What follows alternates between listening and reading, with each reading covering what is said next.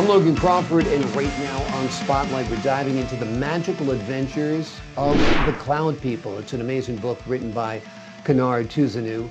Join us as we explore the incredible journey of Billy, a middle grade boy whose summer vacation transforms into an extraordinary adventure when he encounters mysterious Cloud People.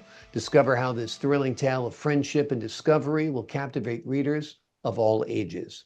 We're delighted to have this very talented author join us here today on Spotlight. We thank the team at King Pages Press for helping us put him in the spotlight today. And we ask viewers like you to support authors like him by subscribing to our channel and by purchasing his amazing book. The links are below this interview. Monsignor, great to see you here today on Spotlight. Great, thanks. Good to be with you. Yes. Great having you on the show. What inspired you to write The Cloud People, and how did you come up with the idea of Cloud People? Yeah, I never wrote a book before, but I do a lot of writing in my job. I write a little something, in the bulletin each week about what's going on in the world, of the parish. And usually at Christmas time, I write a short little something like a poem or a story. It's kind of like my own personal Christmas card as a gift. And then one day in fact, I'm getting ready to go visit my brother in Tennessee soon, but I was on the plane. And I just happened to look outside and all these clouds. And I've always been fascinated with clouds. And all of a sudden, the idea popped into my head, suppose there were a face in the clouds. And that's how it began. And I just started writing it as just like a short little story. And then it just kept growing and growing. I kind of like got involved in the characters. And I said, this just has to be a book, because I wanted to see what was going to happen myself, because I didn't know when I first started writing. Wonderful. Yeah, that's the magic of writing a book, is you get lost in the world a little bit. And then you don't know where it's going, but the words and the situations and the characters kind of just take you to that place where it was meant to go. Yes, yeah. Yeah. Can you tell us a little bit more about Billy and Megan's friendship and how it evolves in the story? Sure. They've lived miles apart, but they've known each other for pretty much all of their life, because Megan lives next door to Billy's grandparents that he goes to visit every year. And so, of course, Megan was a part of the package. And so they've been good friends ever since. They keep constant correspondence, but it kind of like went up a notch this particular summer, because when he discovered the Cloud People, she was the first one that he wanted to tell, because she was the only one that could trust. And of course, initially, typical kids at that age, she thought he was crazy, making it up, just trying to pull one over on her, and then she kind of like realizes what it is, and she kind of like gets drawn into this, and it turns out she eventually also becomes part of the fantasy and the journey. So the friendship, which was already budding, because they joined this adventure together, it really just kind of like blossomed, from that point. Can you tell us a little bit more about the Cloud People? Are they a metaphor in a way as well?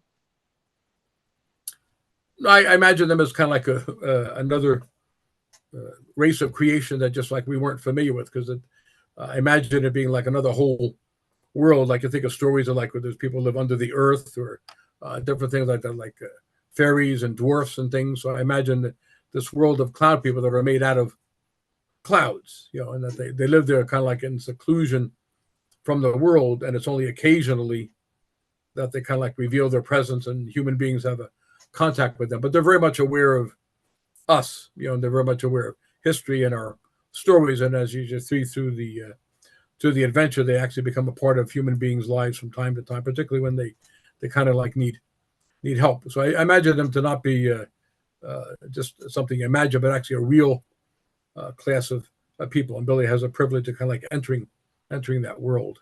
Yeah, entering a different realm, which makes it very magical for children as well. Billy's grandfather and uncle play a part in his adventure. Tell us a little bit about their influences. Yeah, and then the whole thing is based a little bit loosely on me, I guess, in a sense, because I thought of the grandfather is actually a little bit like my father. He's a Korean War veteran. My dad was a World War II veteran. We just had the 80th anniversary. So some of the values of being a veteran and those things, I kind of like put them into the grandfather. And then the uncle, and I grew up in the Vietnam era, so I know that was a very different kind of like set of values. And so I kind of like imagine him being part of that rebellious Vietnam, but yet it's still a good guy, So I see some of those things in them, and the kind of like different interplay between their values, and kind of like included that so that Billy kind of like learns from both of them. Absolutely. And it reinforces the positivity of intergenerational influences for sure Mhm. in the book as well. How did you balance the elements of fantasy and reality in the book to create an engaging story for middle grade readers? Well, I just there were things that that are part of the story, the things that I've imagined doing, and I imagine a lot of other kids, have imagined like what it'd be like to fly, because that's part of it. Look at the clouds and seeing all kinds of people. But I do little hints in particular. I don't want to give the end away if anybody is interested in getting the story, but the little surprise ending that kind of like leaves you kind of like wondering, well, maybe this is real, kind of like, because you're sort of like thinking even he's constantly arguing with the uncle like this is just a part of your imagination, but there are certain things in the story that kind of like say, well, maybe this is not just an imagination; it's actually real. So there's part of a dialogue with the grandfather. He kind of like figures, well, how could Megan and Billy both have the same experience if it was only a dream? And then the little surprise at the end that said, oh, maybe this actually did happen. They didn't just imagine it. So kind of like the little hints, that this is not just something they imagined, but it actually happened. Yeah. Exactly, exactly. It also gives the kids who are reading it a sense of wonder, which is also great. Mhm. Yeah, correct. Yeah. Um, are you planning a sequel? I am. I'm like halfway through it right now, and I kind of know where I want to go with it, but um,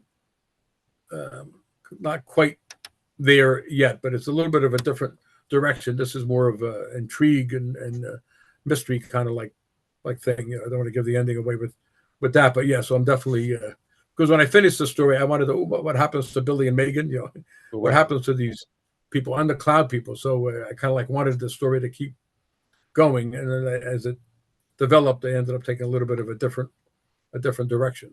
One of the goals I want, is for kids to use their imagination. I think they don't use their imagination enough. Like everything has to be like presented to them. I think they have a great gift with their own mind. I think they should, as part of, to me, being young, use your imagination.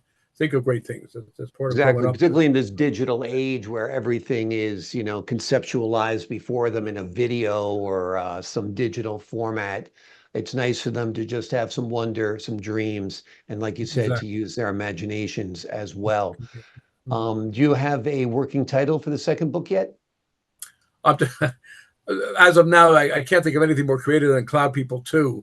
So I Okay. think it's got to be more than that, but that's where I am right now. So Yeah, you'll that's a you'll work get in progress. that'll come Yeah, as the story comes for sure. exactly Absolutely. correct. Yes, yeah, Have yeah. you envisioned this as a movie or a TV series or anything like that? I mean, I have thought of it. To me, I thought, oh, this. I would like to see this as a movie. I did make it an audio book because it is an audio uh, format also. But I thought of it. What it would be like, to have a movie. When I think of some of the kids' movie, because I wanted to do something positive. For kids to not just use your imagination, but positive values about loyalty, family, friendship. So I imagined like what would it be like to be a movie. Yeah. So in my own mind, I could see that. Yeah. Yeah, absolutely. I can see it as well. Has your work in the clergy influenced your writing at all? Well, I think obviously because I'm in the business of faith, but to me, one of the expressions of faith is communicating positive values, hope. I see a world that's very, very dark, and one of the things that's always troubled me, particularly when I think of entertainment and like what a lot of young people are exposed to. I mean, it's so negative, it's so dark, it's so ominous, and to me, I think that's just unhealthy. Mm. And I think that people need to be exposed to something more positive and uplifting. Because obviously faith is more than that. To me, it gives light. It gives hope. It gives joy. So because like I'm in that business, yeah, definitely it influenced that because I wanted to communicate something that was positive, yeah, and uplifting. Absolutely. Before we leave you, let me just ask you, what do you hope your readers take away from the book? Well, they take it with them. I hope that kind of leaves them a little bit of a smile, kind of like like when you read a good story, it should leave you with a good feeling. And I hope that they kind of like write their own endings, their own sequels. That it kind of like invites them to tap into that and kind of like maybe things that they would want to change in the story themselves. They can do that in their own minds, and also kind of like write their own sequel. What happens next? Yeah. Sounds great. The name of the book is The Cloud People. It explores the incredible journey of Billy, a young boy whose summer vacation transforms into an extraordinary adventure when he encounters the mysterious Cloud People. It is a wonderful read. Children of middle school age, a little bit beyond as well, and a little bit below as well will enjoy this read. I know I did. Thank you so much for joining us here today on Spotlight. Appreciate it. Thank you very much. Good to be with you. Good to have you on the show. To the folks at home, I'm Logan Crawford, thanking you for your time this time. Until next time on Spotlight.